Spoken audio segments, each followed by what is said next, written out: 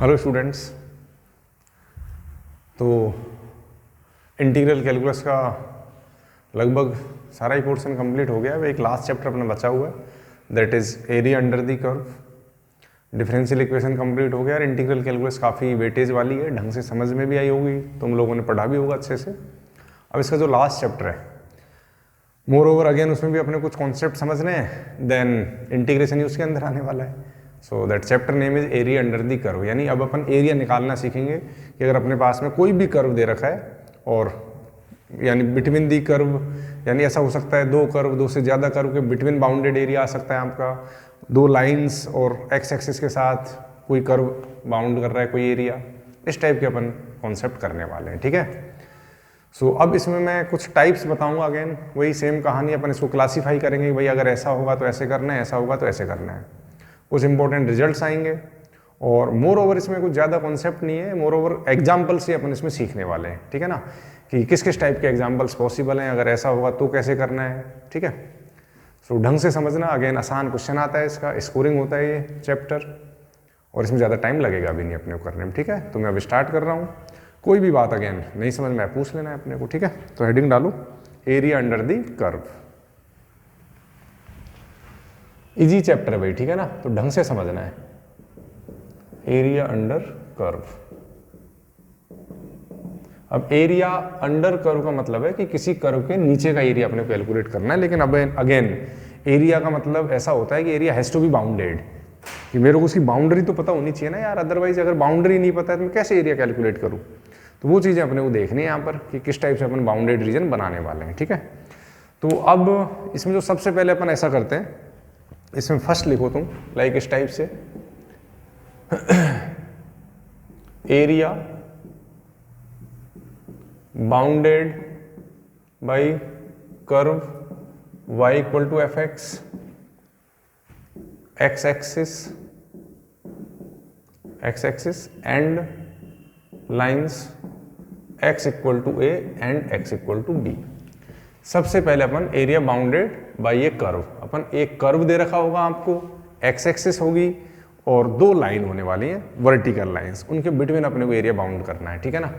सब चीज़ आएंगे, हर तरह का केस करा दूंगा मैं। अभी एक तरीके से ऐसा समझ लो कि ये केस वन टाइप है। ठीक है। अब इसमें क्या क्या पॉसिबिलिटीज हो सकती हैं, देखो एक चीज़ अपने को ये समझनी पड़ेगी कि area is always positive, area negative तो नहीं हो सकता है। सही है ना। अब इंटीग्रेशन तो नेगेटिव आंसर भी दे सकता है, पॉजिटिव भी दे सकता है, तो अब उसके लिए अपने को मॉड वगैरह लगाना पड़ेगा। ठीक है ना। तो इसमें फर्स्ट पार्ट ले रहा हूं मैं कि एरिया बाउंडेड बाई एक कर्व दे रखा होगा आपको, एक्स एक्सिस है, X equal to and x equal to B. ठीक है। तो अब इसमें जो केस वन बन सकता है आपका वो ऐसा है कि मेरा जो कर्व है वो कंप्लीटली अबव एक्स एक्सिस है। अपना जो curve y equal to F x है that is completely above X axis, और ये आपकी x इक्वल टू ए है, ये आपकी x इक्वल टू बी है। सही है। ये एरिया आपको कैलकुलेट करना है, ये एरिया कैलकुलेट करना है अपने को। तो अब ये एरिया तो डेफिनेट इंटीग्रेशन में भी सीखा था, इसका तो अपना सिंपल आंसर आ जाएगा क्या, कि this area A, this can be written as A to B F x D X. इसमें तो कोई प्रॉब्लम नहीं है, क्यों, जब कर्व मेरा अबव एक्स एक्सिस है तो फिर तो डेफिनेट इंटीग्रेशन भी पॉजिटिव आंसर देने वाला है। ये बात से एग्री करते हो। इसमें अगर मैं केस टू लेता हूं, केस टू आप ऐसा समझो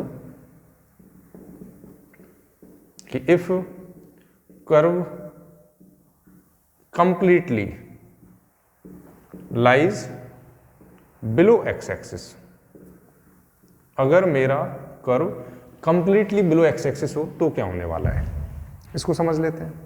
तो इसमें जो ग्राफ बनेगा आपका वो इस टाइप का ऐसा कुछ ग्राफ आने वाला है। मान लो ये ऐसा कुछ कर्व हो गया y equal to F x, again ये लाइन अपनी x इक्वल टू ए हो गई और ये लाइन अपनी x इक्वल टू बी हो गई, और ये x एक्सिस है तो बाउंडेड एरिया हो गया था ना, ये x एक्सिस है आपकी, x इक्वल टू बी और ये कर्व। ठीक है। तो अब यहाँ ये इस एरिया की बात करेगा, ये एरिया कैलकुलेट करना है अपने को, है ना, ये वाला। सो अब इसको आप ऐसा समझो, this A that is minus times A to B F x D X लिखना पड़ेगा। क्यों, एरिया तो ऑलवेज पॉजिटिव होता है, एरिया इज ऑलवेज पॉजिटिव, ये बात समझनी पड़ेगी अपने को। या फिर अपन इसको ऐसा लिख सकते हैं, this area can be written as A to B mod F x D X. अब मॉड एफ एक्स से क्या होगा कि जो मेरा कर्व ये था ये एज इट इज ऊपर शिफ्ट हो गया होगा। मॉड से तो यही होता है ना कि अपन रिफ्लेक्शन ले लेंगे और सेम आंसर आ जाएगा मेरा। ठीक है, ये अपने को दिमाग में लगाना पड़ेगा। या तुम ऐसा भी कर सकते हो, इससे जो आंसर आएगा कि भाई अगर मैं ऐसा भी कोई भाई इसको ऐसे लिख सकते हो, और मैंने एरिया तुम्हारा आएगा, मान लो कि मैं मॉड लेना पड़ेगा मुझे, इस टाइप से भी मैं लिख सकता हूँ कि A to B F x D X. लेकिन अपने को कंप्लीटली पता होना चाहिए कि मेरा कर्व नीचे है या ऊपर है। ठीक है ना, आ रही बात समझ में? तो अपन जो यूज करने वाले हैं वो अपन ये वाला यूज करने वाले हैं। भाई मैंने तो मॉड एफ एक्स ले लिया, उसके हिसाब से फिर फंक्शन को डिफाइन कर दूंगा।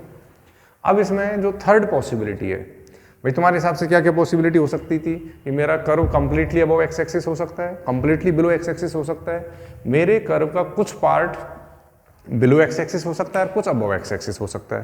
तो उस केस को और देख लेते हैं। तो जो केस थर्ड है आपका, that is if some part of y equal to F x lies below X axis and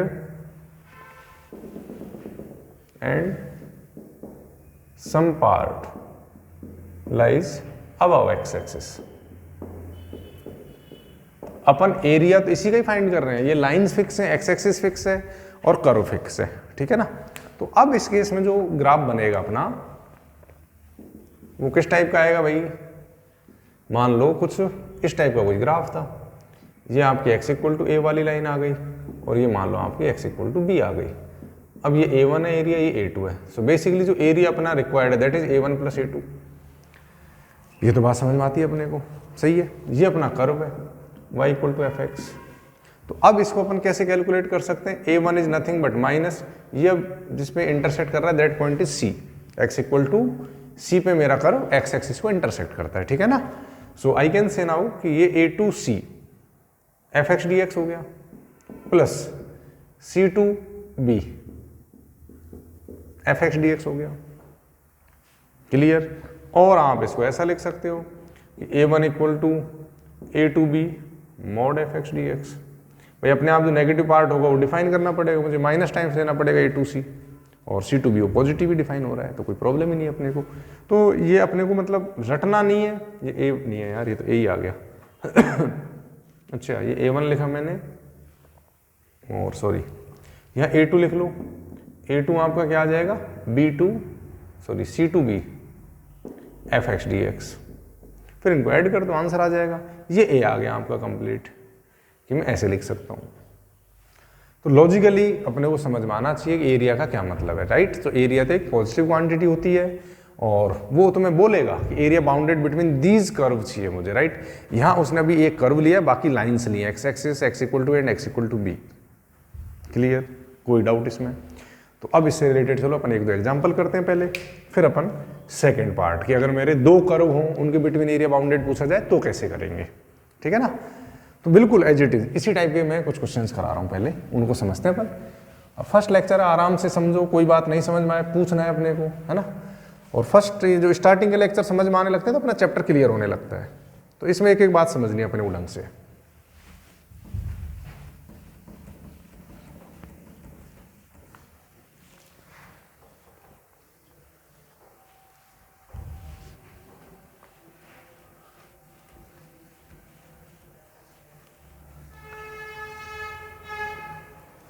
ठीक है, चलो तो मैं एग्जांपल ले रहा हूँ, चाहो तो पहले ट्राई कर सकते हो, अदरवाइज फिर समझ लेना एक दो एग्जांपल, फिर खुद से ट्राई कर लेना, है ना?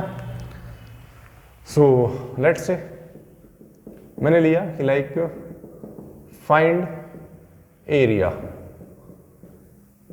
Bounded by curve y equal to X square X axis and x equal to 3। ये अपने से पूछा इसने। अब देखो इंटीग्रेशन तो आएगा, वहां भी मैं इंटीग्रेशन का तो सिंबल यूज कर ही रहा हूं, तो इंटीग्रेट तो अपने को करना ही करना, इंटीग्रेशन तो आना ही चाहिए। अब इसको समझते हैं यार ये क्या कह रहा है। अब एक भाई थोड़ा सा अपने को ग्राफ बनाने भी आने चाहिए क्वेश्चंस के, ठीक है ना? सो देखो समझो, ये अपने पास आ गया, और जो भी एरिया का क्वेश्चन आएगा उसमें ग्राफ बनाना ही पड़ेगा, बिना ग्राफ बनाए तो अपन समझ ही नहीं सकते उसमें भाई कैसे होने वाला है। तो y equal to X square, तो y equal to X square तो कैसा हो गया, इस टाइप का से ग्राफ हो गया। बात समझ में आ रही है, एक्स एक्सिस समझ में आ रहा है, ये x इक्वल टू 3 लाइन आ गई है ना, तो यानी ये इस एरिया की बात कर रहे हैं आपसे, ये 3,0 पॉइंट है, ये एरिया चाहिए इसको, अभी समझाया था मैंने। तो अब जब मुझे ये एरिया चाहिए, तो एरिया अंडर दी कर्व यानी ये वाला पॉइंट चाहिए, तो ये जो पॉइंट आ गया ये आपका x इक्वल टू 0 आ गया, और ये x इक्वल टू 3 वाली लाइन आ गई आपकी। तो x equal to 3, x equal to 0, और इस कर्व से एनक्लोज्ड एरिया और x एक्सिस, इससे एनक्लोज्ड एरिया चाहिए। तो अपन सिंपल, अब अपने को ये भी पता है कि मेरा कर्व पूरा x एक्सिस के ऊपर है, तो सोचना ही नहीं मोड वगैरह का, तो है ना, ये फिर अपने को वही तो ग्राफ बनाना ही पड़ेगा, वहीं से पता लगेगा कि मेरा कर्व x एक्सिस के नीचे है ऊपर है। तो अब ये जो एरिया आएगा that is nothing but 0 to 3, और अब एक बात समझनी पड़ेगी, यहाँ जो मैंने लिखा था तुम्हारा वो fx dx लिखा था, राइट, यानी x का फंक्शन आना चाहिए। क्यों, अपन dx के रेस्पेक्ट में इंटीग्रेट कर रहे हैं, ये आपका dx है, राइट, तो dx इंटीग्रेट हो रहा है तो फंक्शन भी x में आना चाहिए, ठीक है। सो x में y equal to X square दे रखा है, तो ये एक्स स्क्वायर dx आ गया। So that is x cube upon 3, 0 to 3 आएगा। सो दैट इज 27 अपॉन 3 और 9 स्क्वायर यूनिट, ये इसका आंसर हो गया तुम्हारा। क्लियर, बात समझ में आ गई होगी, एरिया अपने को कैसे कैलकुलेट करना होता है, ठीक है ना, बिल्कुल आराम से समझते चलो।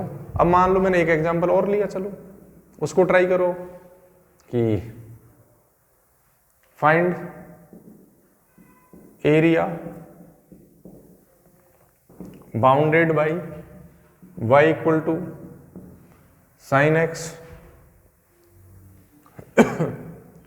x axis and x belongs to 0 to π/2।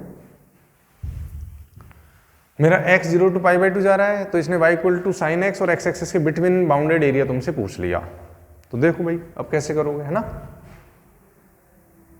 So that is, मैंने ग्राफ बनाया y equal to sine x है, ये मेरा π/2 तक ही चाहिए इसको, तो ये आ गया x इक्वल टू π/2, तो इसको बेसिकली ये वाला एरिया चाहिए, ये एरिया है यहाँ पर, इतना एरिया चाहिए इसको,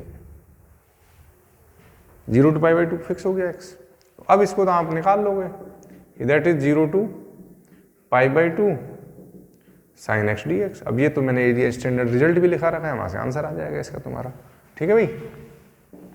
सो देन 1 आ जाएगा ना, ये हो गया। अब एक और ले लेते हैं, मान लो थोड़ा सा ग्राफ, वैसे ग्राफ ही आना चाहिए, बाकी हो जाएगा तुमसे वो क्वेश्चन भी। मान लो मैंने ऐसा कहा कि अपने को दिया y equal to ln x, x axis, then x equal to 1/e and x equal to e, इनसे बाउंडेड एरिया चाहिए इसको।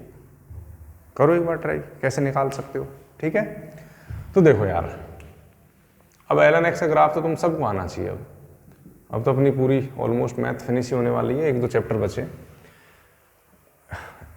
ठीक है, मतलब चैप्टर बच्चे में करा दी जाएंगे, ठीक है। So y equal to ln x, x axis, x equal to 1/e and x equal to e। ln x का ग्राफ आता है अपने को, बिल्कुल आता है, ये ln x का ग्राफ हो गया। x इक्वल टू e आता है कि हाँ आता है भाई, x इक्वल टू e, ये लाइन आपकी x इक्वल टू e हो गई, ये वाली लाइन आपकी x इक्वल टू 1/e हो गई। अब उसको ये रीजन भी चाहिए और ये रीजन भी चाहिए, दैट इज और रिक्वायर्ड एरिया। क्यों, उसने बोला है ये ग्राफ x एक्सिस और इन लाइन के बिटवीन जो भी बाउंडेड रीजन है वो अपने को कैलकुलेट करना है। तो अब यहाँ तो 2 पार्ट हो गए अपने पास में, एक तो ये पार्ट हो गया, इसको लेट से फाई से a1 और यहाँ आपका a2 हो गया। तो अब ये जो a1 वाला पार्ट है, ये आपका, ये अपने को पता है, ये अपने को पता है, क्यों, ये अपना है 1,0, ये 1/e दे ही रखा है इसने। So that is minus times 1/e to 1 ln x dx, ये तो a1 आ जाएगा। और अगर मैं a2 की बात करूं, a2 क्या आ जाएगा आपका 1/2e ln x dx। तो ये ध्यान रखना कि अगर ये dx है तो फंक्शन x में ही आना चाहिए, ठीक है ना, क्योंकि अभी अलग अलग रिलेशन, अभी तो मैंने simple y equal to something दे रखा है, कल को ऐसा हो सकता है y² + x² equal to something दे देगा, तो वहां अपने को we need to give something, right. So ये तो हो गया कि अगर मेरे को एक सिंगल कर्व दे रखा है, लाइंस दे रखी हैं। अब अगर मेरे को दो कर्व दे रखे हो तो मैं कैसे एरिया कैलकुलेट करूंगा, बाउंडेड है ना, एरिया बिटवीन टू कर्व। तो अब अपन नेक्स्ट कॉन्सेप्ट चलते हैं। ये अब तीनों एग्जांपल तुम्हें समझ में आ गए होंगे। We can integrate and we can calculate the area. ठीक है, चलो अब देखो,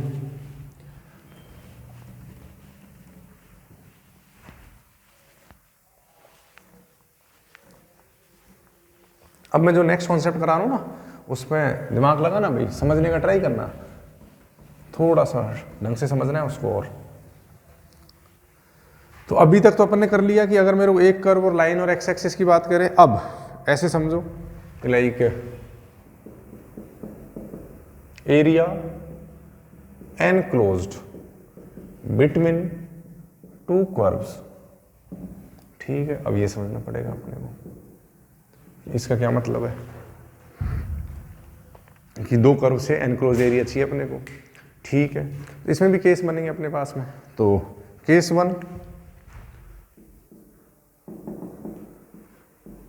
वन ऐसा है कि अच्छा, दो कर्व ले लेते हैं अपन पहले। तो y equal to F x और y equal to ji x है ना। कर्व अपने कौन कौन से, एक तो y equal to F x है और एक y equal to ji x है। ठीक है, ये तो तीनों जो भी मैं तीन केस बनाऊंगा, तीनों के लिए सेम कर्व है। ठीक है, तो अब ग्राफ दिया मैंने या डायग्राम दिया इनका कि आपको कैसा बन रहा था केस वन के लिए।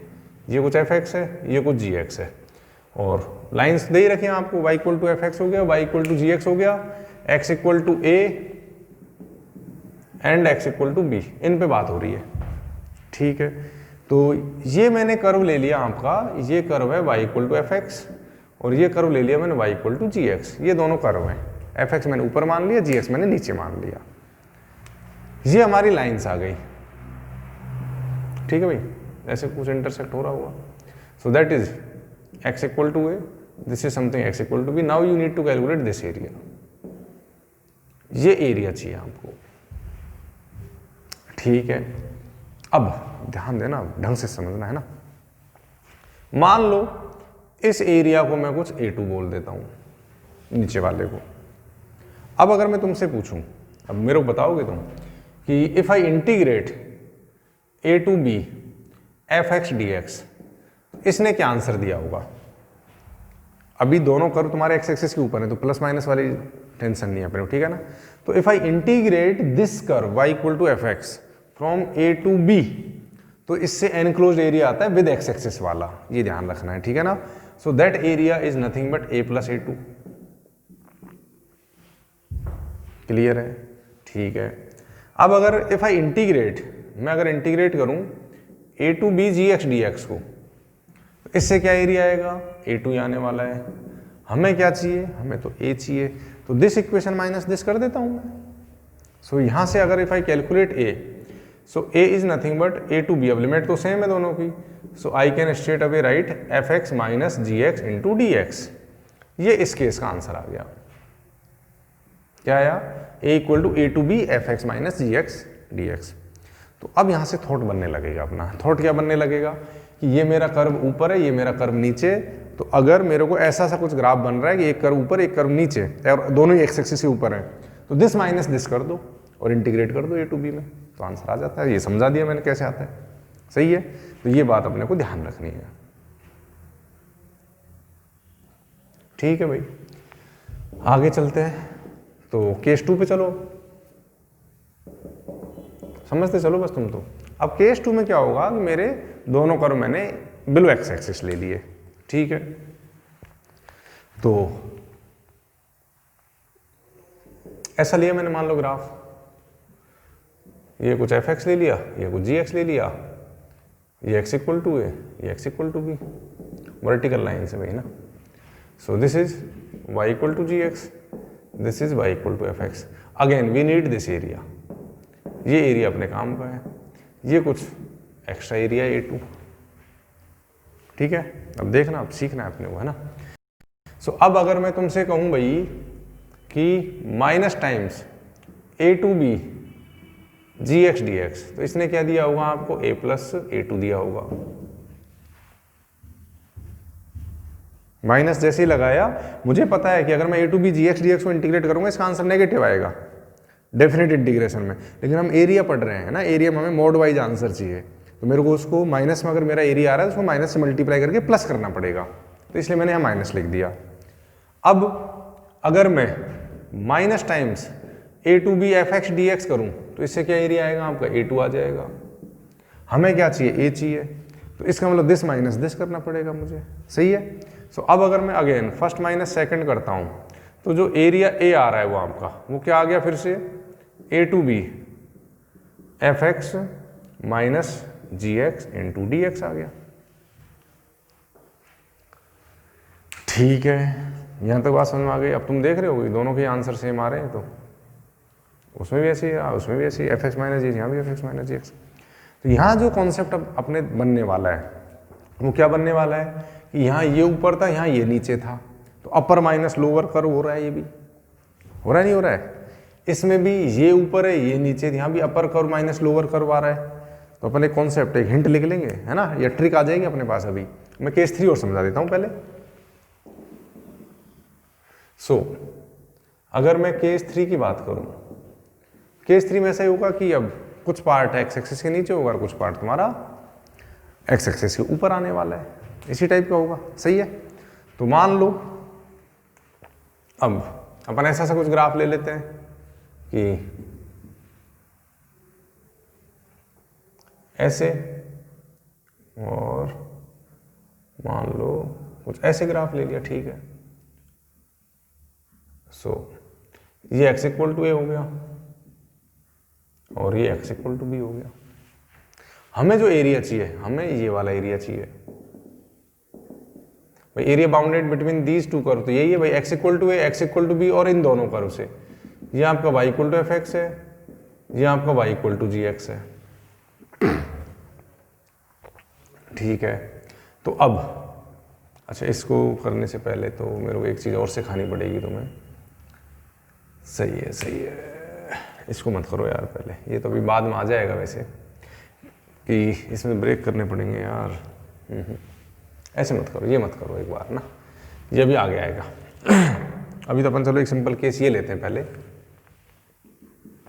कि मेरे जो कर्व हैं वो इस टाइप के हैं, ये ऐसे और ये ऐसे मान लो, है ना, और ये आपका x इक्वल टू ए और ये आपका x इक्वल टू बी। पहले इसको समझो यार, ये मेरा y equal to F x है और ये मेरा y equal to ji x है। Now we need to calculate this area, bounded area यही आ रहा है। तो अब ये मान लो तुम्हारा A1 है और ये मान लो तुम्हारा A2 है। सो हमें area A1 plus A2 calculate करना है, यही चाहिए अपने को। तो ठीक है, तो अब इनका ये इंटरसेक्टिंग पॉइंट तो निकालना पड़ेगा। तो ये x इक्वल टू सी आ गया मान लो। अब ध्यान देना, अब तुम A टू C में फोकस करो तो अपर माइनस लोअर से सीधा ही आंसर आ जाएगा। तो अब अगर मैं A1 की बात करूं तो A1 तो क्या आएगा आपका, बोलो, A2C एफ एक्स माइनस जी एक्स डी एक्स दे देना है। और अगर मैं A2 की बात करूं तो A2 में भी जो ऊपर है भाई, ये कॉन्सेप्ट तो यही लगने वाला है ना, ये अपर माइनस लोअर।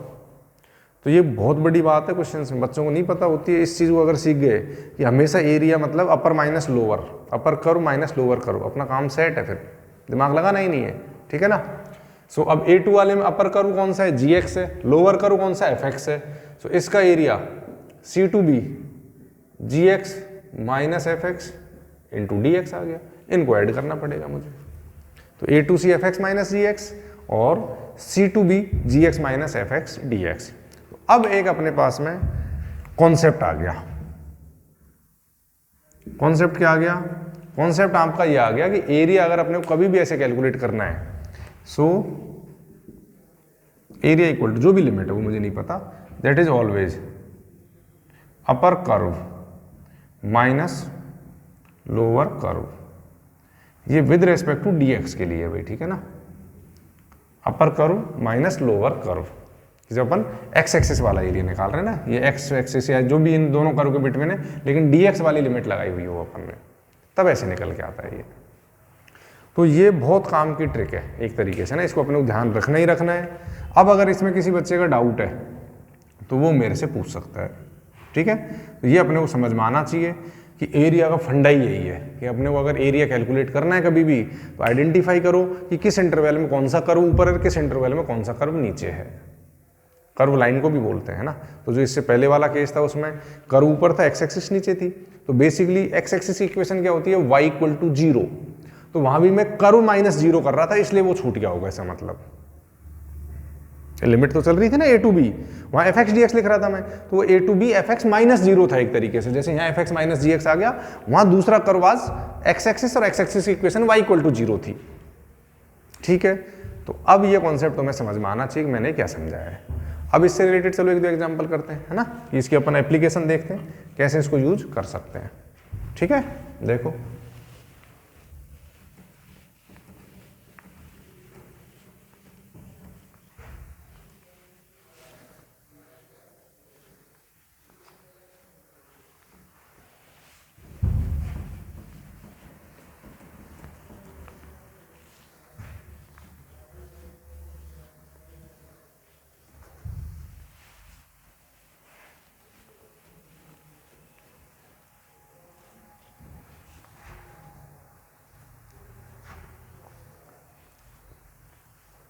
अब देखते हैं अपन। ठीक है, तो इस कॉन्सेप्ट से रिलेटेड बिटवीन टू कर्व वाला मैं दे रहा हूं क्वेश्चन, तो चाहो तो एक बार फिर से खुद ट्राई कर लेना, फिर सॉल्यूशन समझ लेना। ठीक है ना, तो मान लो मैंने कुछ ऐसा सा कर्व लिया कि like find area bounded by y equal to sine x, y equal to cos x and y axis in first quadrant. ठीक है, एक बार ट्राई करो, देखो कैसे एरिया निकालते हो इसका, है ना। तो मैंने बताया भाई ग्राफ तो बनाना पड़ेगा अपने को, तो ग्राफ बनाओ पहले तो इसका जो ग्राफ आने वाला है आपका, हमें पता है कि साइन एक्स का ग्राफ कुछ इस टाइप से चलने वाला है, और जो कॉस एक्स का ग्राफ है वो कुछ इस टाइप से चलेगा, है ना। यहाँ ये थोड़ा पहले आ जाएगा, चलो इतना एरिया की अपनी जरूरत भी नहीं है, वैसे इस टाइप से कुछ जा रहा होगा। ठीक है, अब उसने साफ साफ बोला है कि y एक्सिस होना चाहिए, y equal to cos X होना चाहिए, y equal to sine X, इन तीनों कर्व से बाउंडेड एरिया चाहिए। अच्छा, बाउंडेड का अब एक चीज और सीखनी है अपने को ना, दिमाग में बिठाना है कि अगर वो बाउंडेड बाय दी कर्व कह रहा है तो जो भी कर्व है उनकी कहीं ना कहीं उस बाउंडेड रीजन में बाउंड्री लगनी चाहिए, अदरवाइज वो एरिया अपना काम का नहीं है। तो जैसे मैंने इसमें कहा कि y equal to sine x, y equal to cos x and y axis, तो ये तीन कर्व हो गए, तो मुझे एक ऐसा रीजन ढूंढना है जिसमें तीनों कर्व की बाउंड्री लगती हो, वो मेरा बाउंडेड रीजन है। तो क्या समझ में आया? अब ये तो 2 ही कर्व ले रहा हूँ, कल को 5 कर्व भी आएंगे कि भाई इन 5 कर्व से बाउंडेड रीजन बताओ, तो वहाँ बच्चे कन्फ्यूज होते हैं यार ये भी तो बाउंडेड है। बाउंडेड रीजन जो भी तुम्हारा बना, इसका मतलब उसमें सारे कर्व की बाउंड्री आनी चाहिए। अगर नहीं आ रही है किसी भी एक कर्व की बाउंड्री, तो अपन उसको बाउंडेड रीजन कह ही नहीं सकते। बैठे ही बात दिमाग में? ये तो बहुत टेक्निकल सा, मतलब सिंपल सी लैंग्वेज से समझ में आ रहा है ना कि यार bounded region by these curve, तो उन कर्व की कहीं ना कहीं तो बाउंड्री लगनी चाहिए, अदरवाइज भाई कैसे हुआ उनसे बाउंडेड रीजन वो।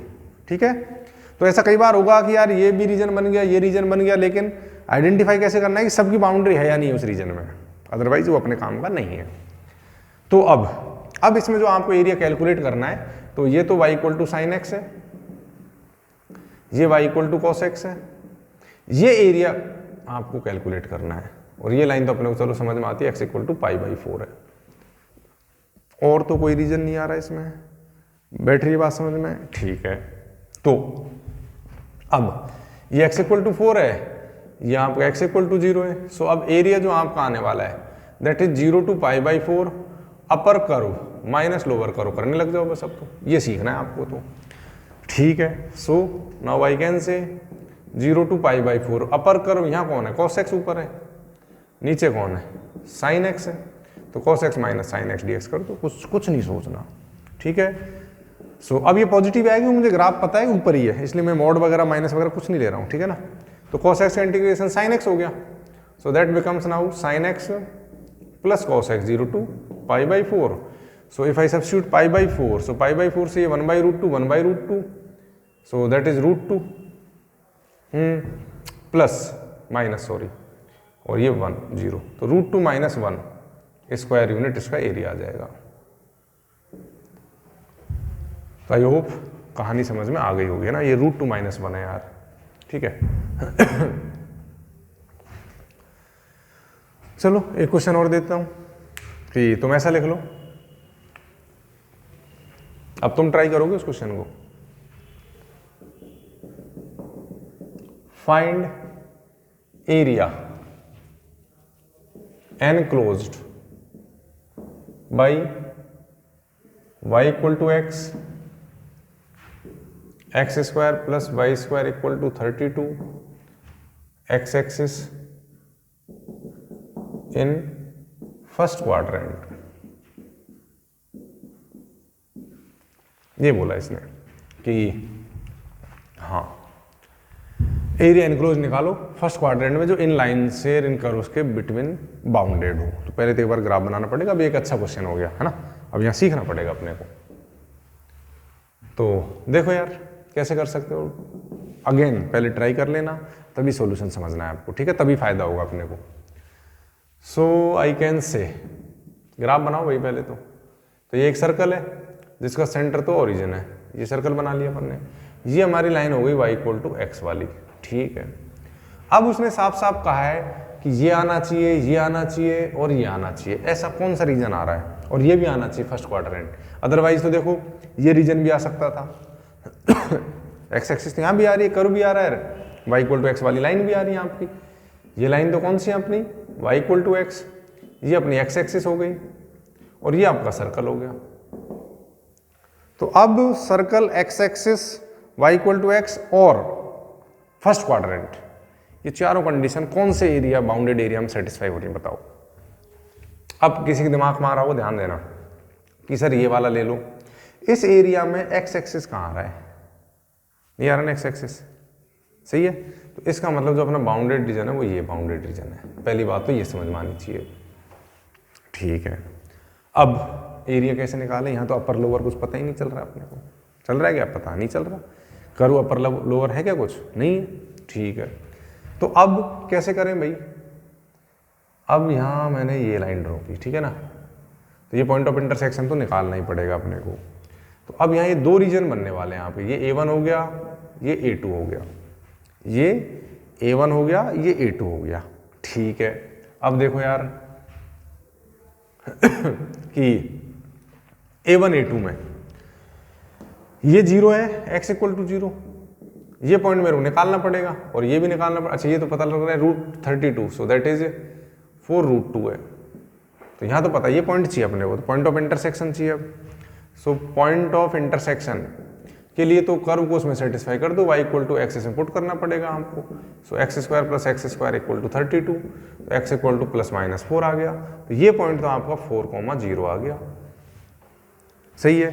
अब इसको आप दो पार्ट में इसको ब्रेक समझो ना, कि दो पार्ट में टूट गया मेरा एरिया, राइट।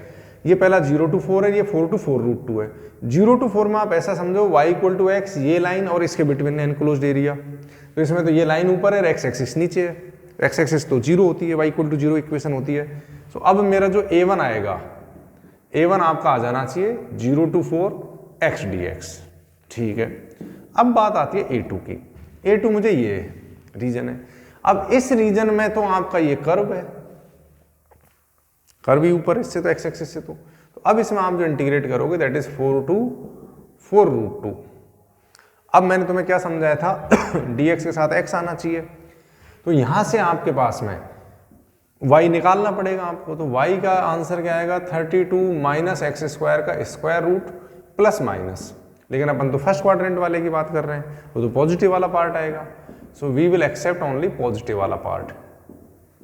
सो यहां आपको स्क्वायर रूट ऑफ 32 - x² को इंटीग्रेट करना है, और जो फाइनल आंसर आएगा आपका that will B A1 + A2 आ जाएगा।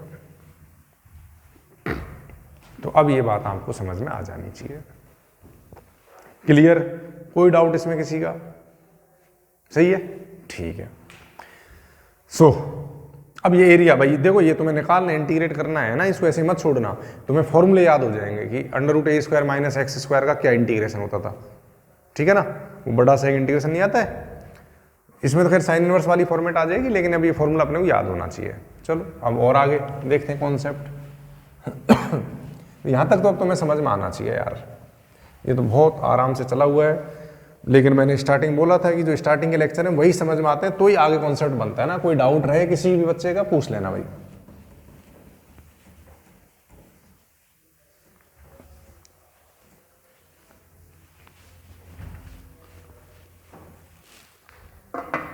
अब एक नोट लिखते हैं अपन, ठीक है ना। वो नोट लिखो पहले तो। सो दैट नोट इज कि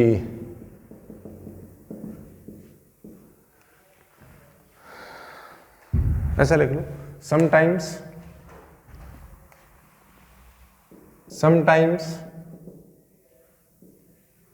integration with respect to y axis can be useful. अभी तो अपन x एक्सिस के रेस्पेक्ट में या dx के रेस्पेक्ट में कर रहे थे ना अभी अपन इंटीग्रेशन। अब कई बार ऐसा होगा क्वेश्चन में ग्राफ कि वो इनवर्स का इंटीग्रेशन पूछेगा, भी आगे चल के समझ में आएगा। तो कई बार ऐसा होता है कि अपन y एक्सिस के रेस्पेक्ट में इंटीग्रेशन कर लो। Sometimes integration with respect to y axis can be useful, ठीक है ना। तो वो भी अपन समझ लेंगे कैसे काम आता है।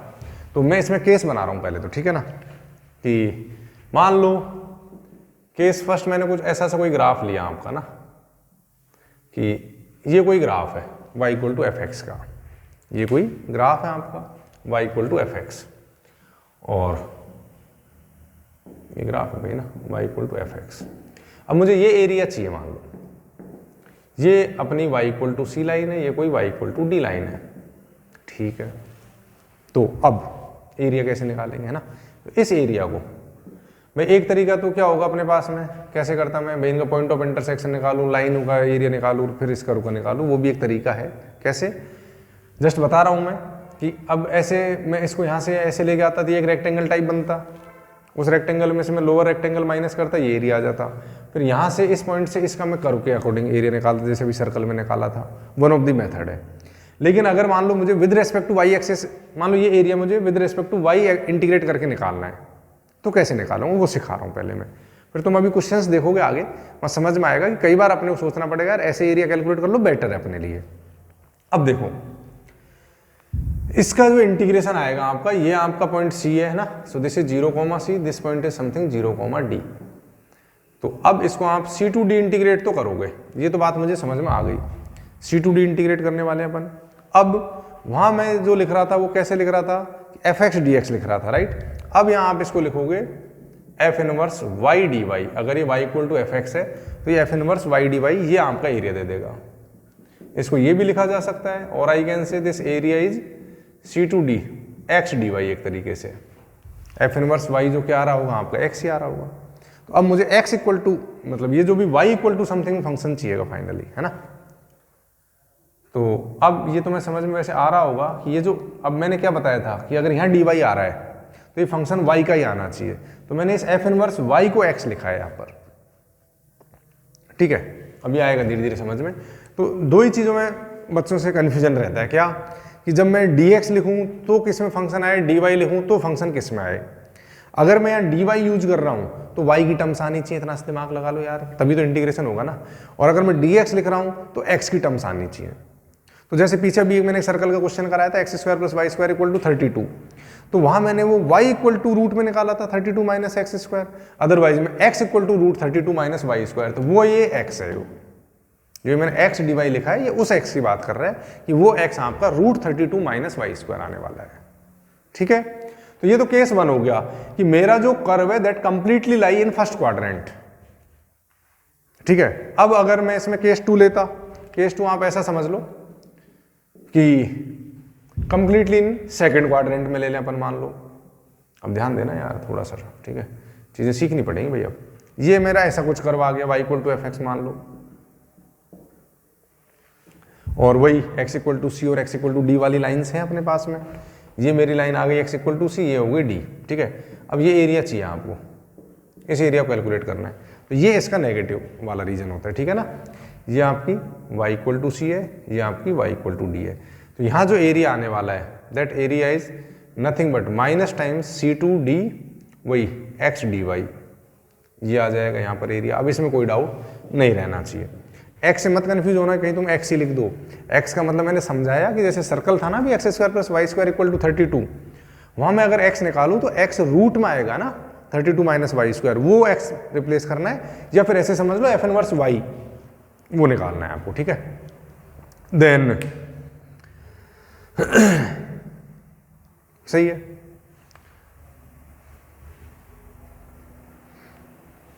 अब केस 3 की अगर मैं बात करूं, अच्छा तुम इसमें लिख लेना भाई, ठीक है ना, कि y equal to F x lies in first quadrant completely, इसमें सेकंड क्वाड्रेंट में। अब ऐसा हो सकता है सेकंड और फर्स्ट, देखो जब अपन x के रेस्पेक्ट करें तो ऊपर नीचे वाला पार्ट था ना वो पॉजिटिव था, नीचे वाला नेगेटिव था, यहाँ ऐसे नेगेटिव पॉजिटिव होता है। अब केस 3 समझ गए होगे मैं कैसा सा ग्राफ बनाने वाला हूँ, है ना, कि कुछ अपना फर्स्ट क्वाड्रेंट में होना चाहिए, कुछ सेकंड में होना चाहिए। तो मान लो कुछ ऐसा कोई कर्व है, ये आपकी x इक्वल टू सी और x equal to sorry y equal to C और y इक्वल टू डी वाली लाइन आ गई आपकी, ठीक है ना। सो ये कर्व तो अगेन वही y equal to F X type ही आपका। So this is x equal to C और that is x y equal to C or, this is y equal to D. अब मुझे ये एरिया निकालना है, ये मान लो पॉइंट तुम्हारा कुछ ई है ना, पॉइंट ऑफ इंटरसेक्शन 0, ई मान लो, ठीक है भाई। सो अब यहाँ आप इंटीग्रेट करोगे तो कैसे इंटीग्रेट करोगे, सो दैट विल बी, जो एरिया आपका आएगा minus times you will integrate c to e x d y plus e to d x d y. ये वाला माइनस लेना होता है, ये वाला प्लस लेना होता है इस केस में।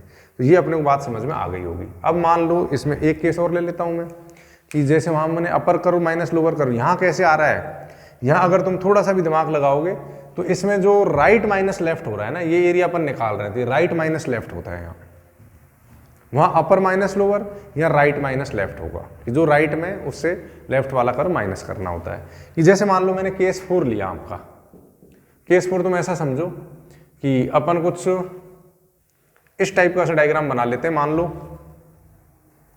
अपन ऐसा बनाया मैंने कुछ और कुछ ऐसा बनाया मान लो, ठीक है, ये कर्व हो गए अपने।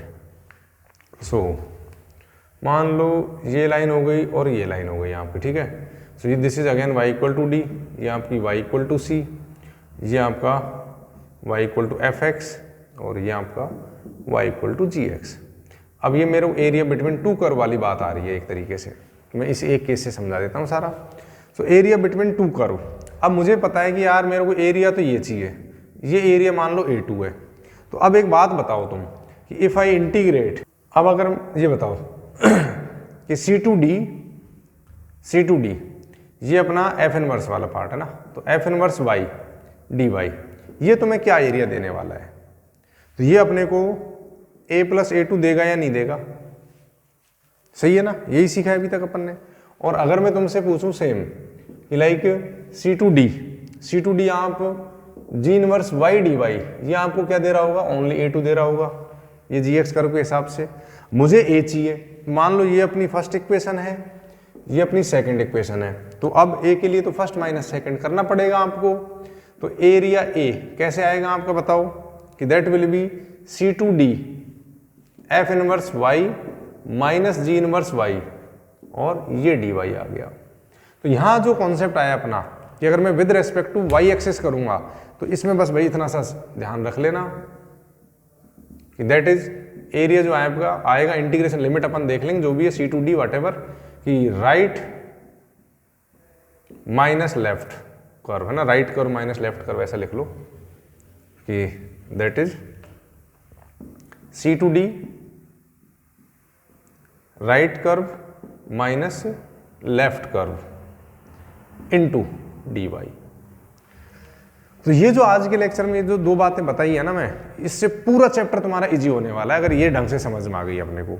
तो कौन सी बातें थी ये दोनों भाई, ढंग से सुन लो यार, कि अगर मैं dx के साथ इंटीग्रेट कर रहा हूं तो मेरा फंक्शन एक तो x में आना चाहिए और upper curve minus lower curve करना है हमेशा, चाहे वो ग्राफ x एक्सिस के नीचे हो चाहे ऊपर हो, फर्क ही नहीं पड़ता यार अपने को।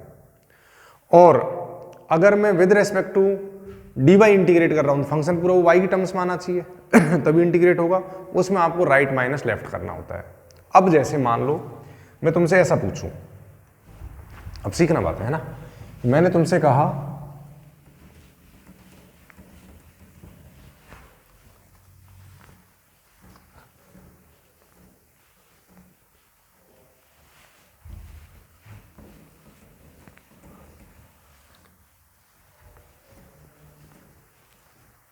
कि लेट्स से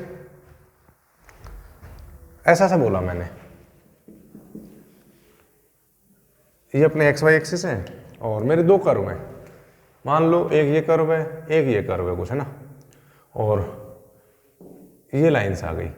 अब ये x इक्वल टू ए हो गया, ये x इक्वल टू बी हो गया, ये y equal to F x है और ये y equal to ji x है। मुझे ये एरिया कैलकुलेट करना है। अब वो तुमसे क्या बोलेगा, क्वेश्चन, इस क्वेश्चन के लिए क्या बोलेगा कि area enclosed by f x g x x equal to A and x equal to b. तो ये x इक्वल टू ए हो गई, ये x इक्वल टू बी हो गई, ये एफ एक्स हो गई, जी एक्स हो गया, ये पूरा एरिया आ गया। तो अब इसका एरिया कैसे निकालोगे?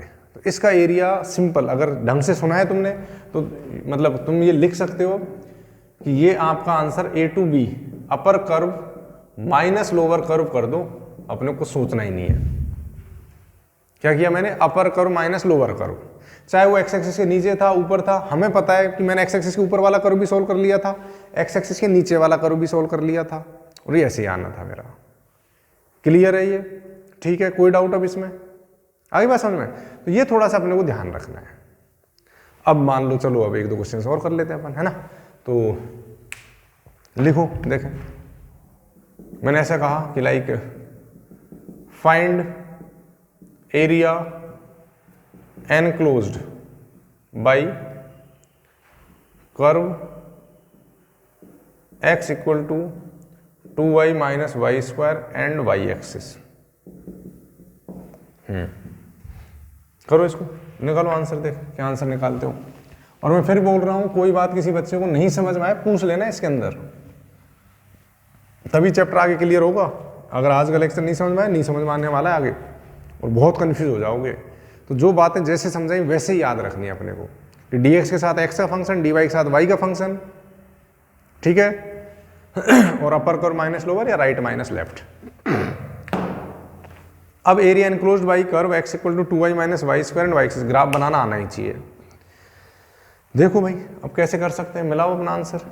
अब ये अपने को समझ में आ रहा है कि इसका जो ग्राफ आने वाला है ये कैसा आएगा, कि लीडिंग कोफिशिएंट इसका नेगेटिव है, पैराबोला तो है ही है भाई, y square equal to 4x parabola पड़ा हुआ है, x square equal to 4ay भी पड़ा हुआ है, y square equal to 4x पड़ा हुआ है, x square equal to 4ay भी पड़ा हुआ है अपन ने, फिर x square equal to minus 4ay पड़ा हुआ है, y square equal to minus 4ax। तो ये y square equal to minus 4ax type का है, बट ये शिफ्टिंग है, इसका वर्टेक्स ओरिजिन नहीं है। तो इसका जो ग्राफ आएगा आपका, अब अगर मैं यहाँ x को 0 पुट करता हूँ तो y 0 आ रहा है, ये तो समझ में आ रहा है आपको, है ना। तो इसका जो कुछ ग्राफ आएगा वो कुछ इस टाइप का ग्राफ आने वाला है, ये इसका वर्टेक्स आने वाला है, ठीक है। इस पॉइंट की अगर मैं बात करूं तो इसके दो सॉल्यूशन है ना, y कॉमन लोगे तुम 2 minus y, so that is 0,2, ये आपका 0,0 है। अब ध्यान देना भाई, बहुत अच्छा क्वेश्चन है ये, है ना, इससे तुम काफी कॉन्सेप्ट तुम्हारा क्लियर होगा। अब इस वर्टेक्स की बात करूं मैं तो ये 1 वैल्यू पुट कर लो इसमें, सो 1 वैल्यू पुट करने पे क्या आंसर आ रहा है, 1 ही आ रहा है। सो इसका वर्टेक्स इज नथिंग बट 1,1 है। वर्टेक्स वगैरह कैसे निकालना आता है वो कोऑर्डिनेट ज्योमेट्री में सब सिखा रखा है, आना चाहिए अपने को। अब इसका मुझे ये एरिया चाहिए, ठीक है। अब इसको मैं दो तरीके से समझा सकता हूं तुम्हें, एक तो मैं सिंपल तरीका समझा रहा हूं, ठीक है ना, जो मेरा मेथड 1 है। मेथड 1 तो मुझे सिंपल बोल रहा है कि आई will integrate it from 0 to 2 x dy type का, और x मेरे को दे रखा है इसने 2y माइनस वाई स्क्वायर, तो इसमें तो मुझे कुछ सोचना ही नहीं चाहिए था कि 0 to 2 2y minus Y square dy, ये तुमने कर भी लिया होगा और मैं यही सिखाना चाह रहा हूं। लेकिन मान लो अब किसी के दिमाग में आए कि यार सर मेरे को तो dx के साथ इंटीग्रेट करना है, आप तो dx के साथ बताओ मैं कैसे करता। कॉन्सेप्ट तो वहीं से क्लियर होगा कि dx वाला भी आना चाहिए अपने को इन दी एंड, तो राइट। तो देखो dx वाले को कैसे कर सकते हैं, ये एक लाइन है ना, ये अपने को समझ में आना चाहिए, ये जो पॉइंट है तुम्हारा 0,1 है। इस कर्व की दो ब्रांच है, कैसे दो ब्रांच है, अब मेरे को y इक्वल टू मिलाना पड़ेगा ना, अगर मैं dx के साथ इंटीग्रेट कर रहा हूं तो y equal to something function आना चाहिए, ठीक है। तो अब इसको समझो यार, है ना, ये आपका Y square minus 2y equal to something minus X है, और this is y minus 1 whole square, so तुम -1 करोगे, so that comes out 1 minus X, और y equal to 1 plus minus root 1 minus X. इसकी दो ब्रांच आ गई curve की, एक ब्रांच है y equal to 1 plus root 1 minus x, ये इसकी अपर ब्रांच है, और y equal to 1 minus root 1 minus x, ये इसकी लोअर ब्रांच है। ठीक है, लोअर ब्रांच मतलब ये इसकी अपर ब्रांच है और ये वाला पार्ट इसका लोअर ब्रांच, यानी इस कर्व को ये रिप्रेजेंट करता है, इस कर्व को ये रिप्रेजेंट करता है। ठीक है, निकाल लिया मैंने। अब मुझे पता है कि मेरे को एरिया निकालना है, तो एरिया तो मुझे समझ में आ रहा है कि ये कर्व अपर कर्व है, ये लोअर कर्व है, मुझे ये पॉइंट भी पता है, ये पॉइंट तुम्हारा 1,0 है, तो अपर कर्व माइनस अगर मैं लोअर कर्व कर दूं तो मेरा आंसर आ जाएगा, कोई प्रॉब्लम नहीं है। बात समझ में आ रही है अपने को, है ना। सो इसका आंसर मैं ऐसे भी निकाल सकता था, ये मेथड 2 बता रहा हूं मैं ना, जस्ट ऐसे ही बता रहा हूं, ठीक है ना। So this is sorry 0 to 1 upper curve minus lower curve करना चाहिए अपने को dx, ठीक है। So that is 0 to 1 upper curve कौन सा, ये रहा। सो 1 प्लस दिस, सो 1, चलो लिख देता हूं एक बार, तो 1 plus root 1 minus x dx तो मत करो, माइनस कर देता हूं एक बार, अलग अलग इंटीग्रेट करने की जरूरत नहीं पड़ेगी।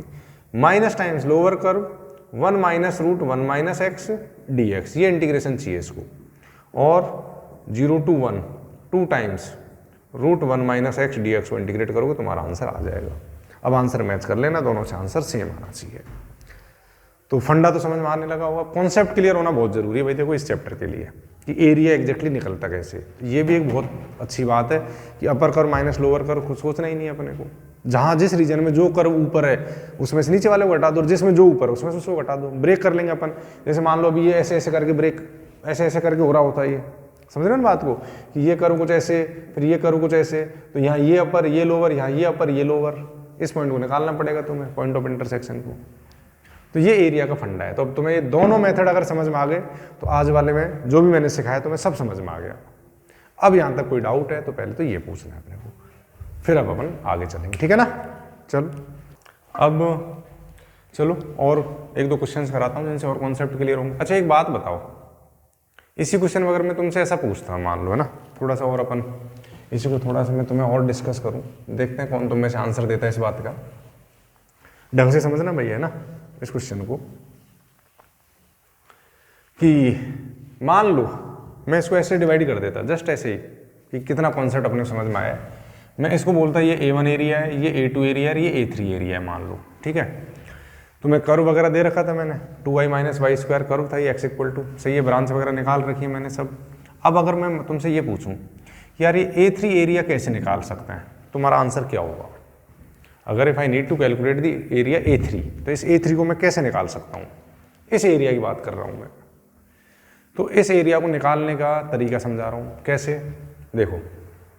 अब अगर मैं कई तरीके से कर सकता हूँ इसको, मैं मेथड 1 बताऊँ मान लो A3 के लिए, है ना। मेथड वन मान लो मैं राइट माइनस लेफ्ट करूं, तो मेरी लिमिट y वाली चलेगी, ध्यान देना, ठीक है ना। सो लिमिट तो अपनी 0 to 1 ही चलेगी, y में चेंज तो 0 to 1 आ रहा है, ठीक है। अब मैं राइट कर्व माइनस लोअर ये लेफ्ट कर्व करूंगा, राइट। तो ये जो राइट वाला कर्व है इसकी इक्वेशन तो 1 है, और ये भाई इसकी अगर मैं बात कर रहा हूं तो ये तो x इक्वल टू 1 टाइप हो गया, और ये मेरा कौन सा कर्व हो गया, लेफ्ट वाला कर्व। इसकी इक्वेशन क्या थी मेरे पास में, 2y minus Y square dy।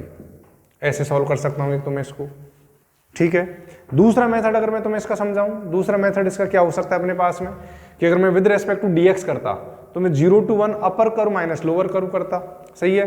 तो 0 to 1 ये अपर कर्व, इस अपर कर्व की इक्वेशन मेरे पास में ये है 1 minus root over 1 minus x, minus lower curve तो तुम्हारी एक्स एक्सिस इसकी इक्वेशन 0 होती है। सो 0 इंटू डी एक्स, अब 0 की लिखने की जरूरत नहीं है, बस मैं तो एक्सप्लेनेशन के लिए समझा रहा हूँ। So 1 minus root over 1 minus x D x, इससे तुम इस A3 एरिया को कैलकुलेट कर सकते हो। मान लो मैं इस A2 इंडिविजुअल को पूछता हूँ तुम्हें, इस A2 को मेरे को दोनों तरीके से समझाओ, तुम कैसे कर सकते हो। अगर मैं वैसे समझूं कि if I integrate from 0 to 1 with respect to y वाला पार्ट बता रहा हूं मैं अभी, ठीक है ना, तब तो मैं क्या करूंगा, अब मेरा यही कर्व है इसमें तो, so this is nothing but 2y minus Y square, भाई राइट माइनस लेफ्ट कर्व करोगे dy। दूसरा मेथड क्या हो सकता है इसका आपका, if I integrate from this to this is also 0 to 1, अब इसमें आप upper curve minus lower curve करोगे, क्यों? मेरे को ये एरिया चाहिए तो ये वाला एरिया हटाना पड़ेगा मुझे, A3 वाला। सो ये एरिया कैसे निकलेगा मेरे पास में? इसमें अपर कर्व कौन सा है? ये लाइन है y equal to 1, so that is 1 minus lower curve. ये लोअर कर्व कितना है आपका? ये वाला है ना। सो 1 minus root 1 minus x dx, दोनों से सेम आंसर आना चाहिए। अगर इस लेवल की अंडरस्टैंडिंग आ रही है तुम्हें कि क्या राइट माइनस लेफ्ट है, क्या अपर माइनस लोअर है, लिमिट कैसे चेंज होने वाली है, तो इसका मतलब चैप्टर को सीख रहे हो। मुझे पता है कि थोड़ा सा ये स्टार्टिंग का लेक्चर टिपिकल होता है, इसलिए मैंने तुम्हें समझाया कि इसमें दो ही कॉन्सेप्ट पे फोकस करो, अपर माइनस लोअर या राइट माइनस लेफ्ट। लिमिट सीख जाओगे। मैं और एक दो एग्जांपल करा देता हूँ, उनसे और समझ लेते हैं अपन, ठीक है ना। चलो, बाकी अगर इस क्वेश्चन में भाई कोई भी डाउट हो पूछ लेना। मैं बार बार बोल रहा हूँ कि अब अगर आज का लेक्चर समझ में आ गया ना तो पूरा चैप्टर क्लियर है, ये मान लो तुम। और इस चैप्टर में कुछ भी नहीं है, इतना ही पार्ट अपने को ढंग से समझ में आना चाहिए। अब मैं कुछ और एग्जांपल ले रहा हूं भाई, ठीक है ना। मान लो मैंने तुमसे ऐसा कहा कि y equal to 10x, y equal to cot x, x axis and x belongs to 0 to pi by 2। Close ले लो, चाहे कोई फर्क नहीं पड़ेगा वैसे, है ना। ठीक है, इनसे एनक्लोज्ड एरिया चाहिए मुझे। y equal to 10x, y equal to cot x, x axis and x belongs to 0 to pi by 2। मैंने एक बात तुम्हें बोल दी है, अपने नोट्स में लिख लेना कि एरिया एनक्लोज्ड बिटवीन या अमोंग दी कर्व, इसका मतलब उन सारे कर्व की बाउंड्री उस एरिया के अंदर कहीं ना कहीं शेयर होनी चाहिए, तभी वो area enclosed by those curve है। ये लिख लेना, हिंदी में लिख लेना, कोई प्रॉब्लम नहीं, ठीक है ना। कॉन्सेप्ट क्लियर होना बहुत जरूरी है। अब देखो यार, इसको समझते हैं अपन। अब ध्यान देना भाई, मैं दोनों मेथड से समझाने की ट्राई कर रहा हूं तुम्हें, है ना। y equal to 10x graph आता है अपने को, नहीं आता है तो आना चाहिए, ठीक है। और 0 टू पाई बाई 2 बात कर रहा है, कोई प्रॉब्लम नहीं है, हमें पता है पाई बाई 2 उसकी डोमेन में नहीं है, लेकिन वो सब एनक्लोज एरिया में नहीं आ रहा होगा, ठीक है। सो ये y equal to 10x graph हो गया आपका, ठीक है। y equal to cot x graph की बात करें अगर अपन, सो ये कुछ इस टाइप से जा रहा होगा, ठीक है भाई, है ना। ये पाई बाई 2 0 हो गया होगा। अब अपने को जो एरिया की बात कर रहा है वो तो इस एरिया की बात कर रहा है आपसे कि x का इंटरवल कुछ भी है मेरे पास में, ठीक है ना, तो वो इस एरिया को चाह रहा है आपसे कि x तुम्हारा कहीं भी 0 से पाई बाई 2 मान लो चल रहा है, तो 10x आना चाहिए, cot x आना चाहिए, x एक्सिस आना चाहिए, ये एरिया हो गया। अभी इस एरिया को अपने को इंटीग्रेट करना है, ठीक है। मतलब मैं सिर्फ इस इंटरवल के लिए बात कर रहा हूँ कि x अगर मेरा 0 टू पाई बाई 2 चल रहा होता तो, और एनक्लोज एरिया में मैं इन तीन की बात कर रहा हूँ, लैंग्वेज से कंफ्यूज मत होना। अपन 10x, cot x और x एक्सिस का 0 टू पाई बाई 2 वाले इंटरवल में जो एनक्लोज्ड एरिया बन रहा होगा उसकी बात हो रही है। अब यार ये एरिया चाहिए मुझे, ठीक है। ये 0 है, समझ में आता है अपने को, ये भी समझ में आता है, ये पाई बाई 2 है, ये तुम्हारा पाई पे हो रहा होगा और ये पाई बाई 2 वाला कोई पॉइंट होगा, ठीक है। देन तो ये 0 आ गया, ये पाई बाई 2 आ गया, ये पॉइंट भी पता है अपने को, ये पाई बाई 4 है। अगर मैं ऐसे बात करता हूँ तो ये तुम्हारा 1 आ रहा होगा। अब मैं दोनों तरीके से समझाऊंगा इस क्वेश्चन को, ठीक है ना। अब इस कर्व में अपर माइनस लोअर कुछ नहीं है, तो इसका इस एरिया को निकालने का एक तरीका, इस कंप्लीट एरिया को, ठीक है ना। आई can say 0 to pi by 4, यहाँ कौन कर्व है ये 10x dx plus pi by 4 to pi by 2 cot x dx, इससे एरिया आ सकता है एक, तो कोई प्रॉब्लम नहीं है मेरे को। बात समझ में आ रही है यार। ये तो हो गया मेथड 1, ठीक है ना। अब तुम्हारे डाउट ये भी आ रहा होगा कि सर कौन सा मेथड यूज करें, जिसमें अपने को इंटीग्रेशन आसान हो, वो वाला मेथड अपने को यूज करना होता है। अब इसमें अगर मैं मेथड 2 लेता हूं तो मेथड 2 अपने पास में किस टाइप से आ रहा होगा कि मैं इनवर्स इस वाले की बात करूंगा, ठीक है ना, राइट माइनस लेफ्ट। अब राइट में कर्व दिख रहा है मेरे को, ये लेफ्ट में ये दिख रहा है, ठीक है। सो दैट विल बी, अब इसमें ये लिमिट 0 टू 1, ये y वाली लिमिट आती है, dx वाले में x वाली आती है। हम dy के रेस्पेक्ट में कर रहे हैं तो y की लिमिट्स आएंगी। सो y मेरा 0 टू 1 जा रहा है, ये राइट कर्व है, ये लेफ्ट कर्व है, तो ये तुम्हारा कर्व था cot x, तो ये तो cot इनवर्स में आएगा। सो that will B cot inverse y minus tan inverse y dy, ये कर लो। अब तुम्हें समझ में आ रहा है, इसमें या इससे कोई फायदा नहीं है, इसको ऐसे करना चाहिए अपने को। तो वो इंटीग्रेशन में डिपेंड करेगा अपने को कि कैसे करना है, विद रेस्पेक्ट टू वाई करना है या विद रेस्पेक्ट टू एक्स करना है। बैठ गई बात समझ में? ठीक है। अब मान लो एक एग्जांपल और ले लेता हूं मैंने ऐसा सा दिया तुम्हें कि y equal to sine inverse x, y equal to cos inverse x and x axis.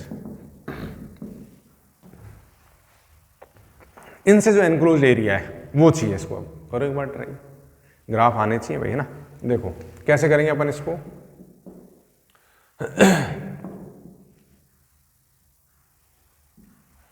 Sign inverse x का ग्राफ आता है अपने को, सही है, ऐसा सा कुछ होता है ना। और कॉस इनवर्स एक्स का ग्राफ यहाँ पाई बाई 2 का कुछ इस टाइप से आएगा।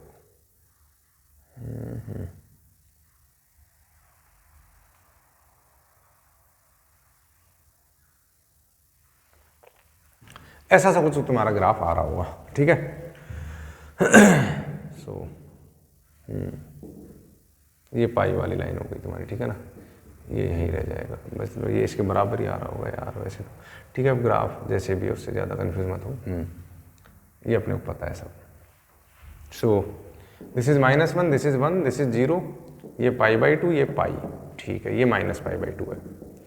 अब अपने को उसने कहा है कि एक्स एक्सिस यानी उसको ये एरिया चाहिए यार, ये एरिया चाहिए उसको। अब लिखो तो कि इस एरिया को कैसे लिख सकते हो, बोलो।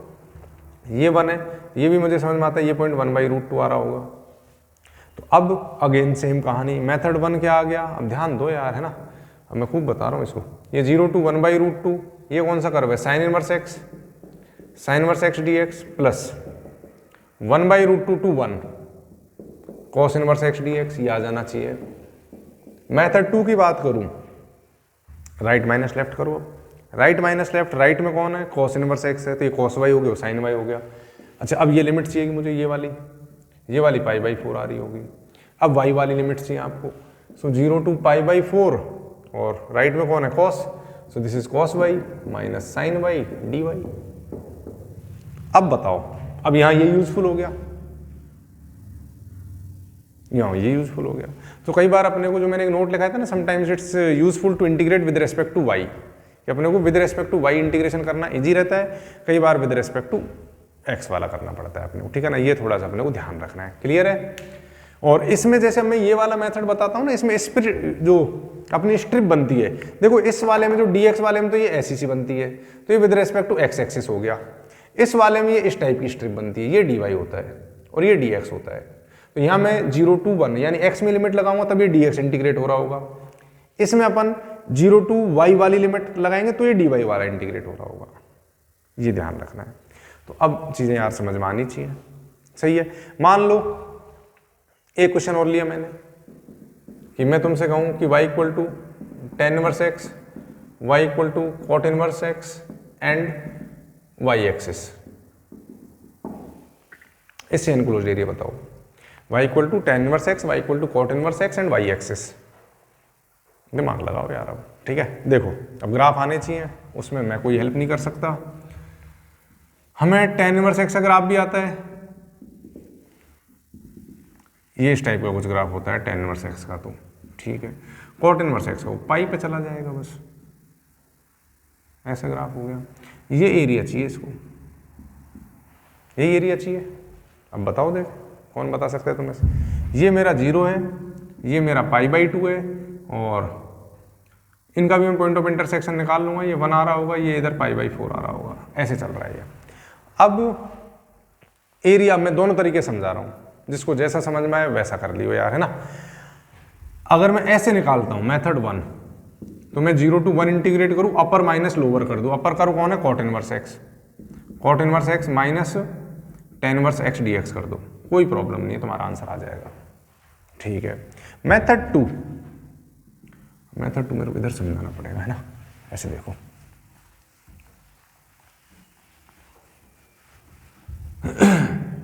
बस एक बार यहां समझा देता हूं।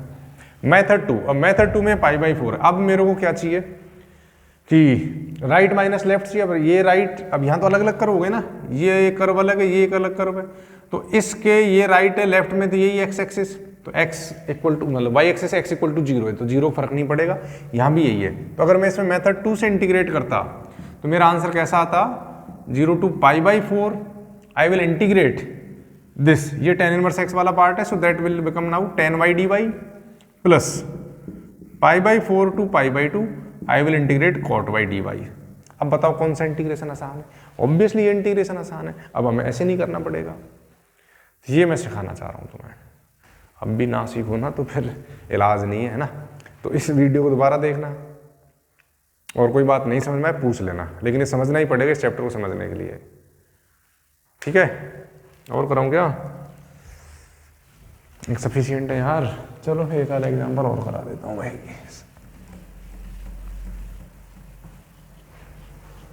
ढंग से ईमानदारी से सीखोगे ना, पूरा कंसंट्रेट होगे तो सब समझ में आता है।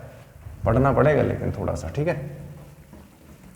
और फटाफट मतलब सॉल्यूशन को देखने की ट्राई मत करो यार, खुद दिमाग लगाओ, टाइम लग रहा है लगने दो, और फिर देखो कि कहीं मिस्टेक तो नहीं हो रही, और अपने हिसाब से सॉल्यूशन लिखो, सब हो जाएगा। मान लो ऐसा कहा मैंने कि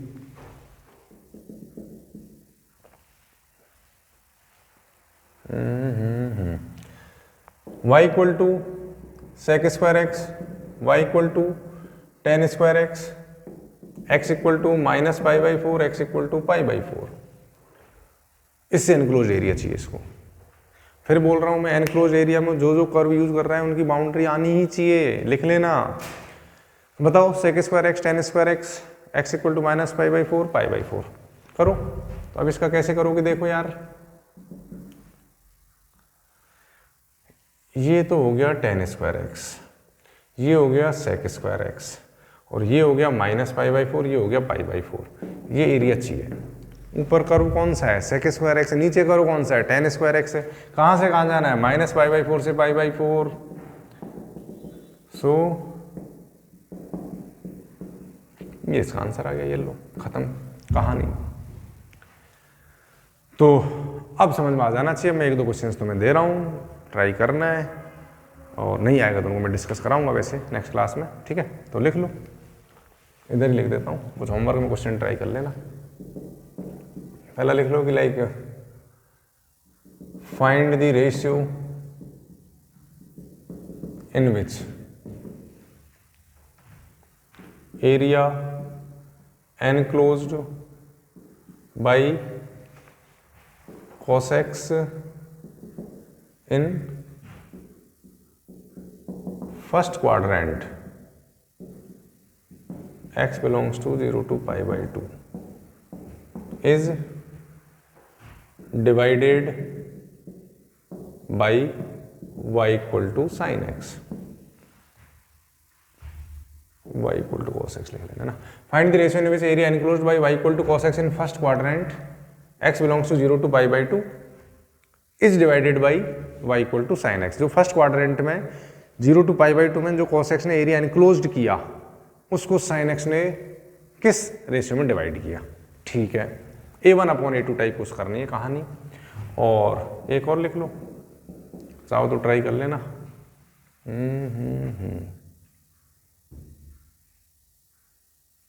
लिखो, find the area enclosed by curve y equal to x square minus 4x plus 3 x axis and y axis भी लिख लो, y axis and tangent to the curve at and tangent to the curve at x equal to 5/2। ठीक है? तो question एक बार try करना, सीख जाओगे इनसे।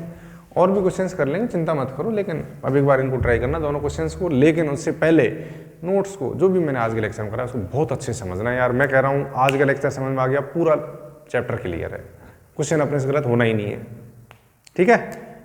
बस बाकी पढ़ते रहो अच्छे से। और वन मोर थिंग कि अब एग्जाम पास आ रही है, ठीक है ना? तो घबराना नहीं है यार, है ना, फुल एनर्जी में रहो। जो बच्चा जितनी एनर्जी में है ना अब इस टाइम, ये ही अपने को रिवार्ड करने वाली है चीज़ें, राइट, कि जो अब कमिंग 2 मंथ है इनमें ही सब कुछ डिसाइड होने वाला है। तो इनमें फुल एनर्जी में रहना है, बिल्कुल डिस्ट्रैक्ट नहीं होना है, सारी चीज़ें छोड़ दो।